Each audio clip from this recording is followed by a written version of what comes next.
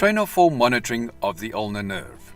Trainer 4 monitoring is commonly performed using the ulnar nerve for the following reasons. It's usually easily accessible during surgery. It's not prone to direct muscle stimulation. It's easy to locate anatomically. And the stimulatory response can be observed tactily, visually, and objectively. Nerve stimulation versus direct muscle stimulation. Correct electrode placement is imperative in order to stimulate the target motor nerve while avoiding any direct stimulation of the target muscle, in this case the adductor pollicis. If the muscle is stimulated directly, the effect of the NMBA on the neuromuscular junction cannot be assessed and contractions will occur even during deep neuromuscular blockade. Electrode placement. As previously explained in our supramaximal stimulation video, the placement of the stimulating electrodes are critical in achieving a supramaximal current for the purpose of ensuring reliable monitoring results. In order to avoid any anatomical anomalies as well as ensure correct electrode placement, we recommend utilizing the Stimpod nerve mapping pen to locate the most superficial nerve site.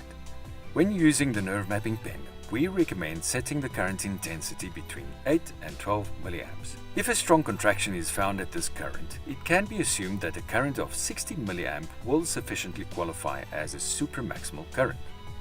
When placing the electrodes, the cathode or black electrode should be placed distally on the most superficial aspect of the ulnar bone. This is usually found where the nerve courses radially to the head of the ulnar before it emerges into the palm of the hand. The anode or red electrode should be placed on any location at least 2.5 centimeters apart from the cathode and preferably not on the pathway of the ulnar nerve. Electrode polarity.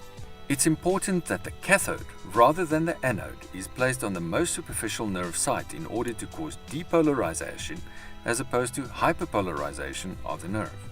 Depolarization of the nerve requires less current than hyperpolarization, therefore making a supramaximal current much easier to achieve as opposed to if the polarities were reversed. Accelerometer application. Due to the fact that the ulnar nerve stimulation will contract the adductor pollicis, the accelerometer should now be applied to the patient's thumb. The accelerometer contains a three-dimensional technology which allows for the accelerometer to be oriented in any way and therefore requires no calibration. Once the setup is complete, a Trainer 4 test can be done in order to observe the patient's muscle contractions. The TOF ratio should be well above 100%. Please note, it's important to verify that the current setting is roughly the same as the current delivered. If the current delivered is much less than the current setting, there's a problem with the electrode-skin interface. Possible causes include a need for skin preparation or a defective electrode.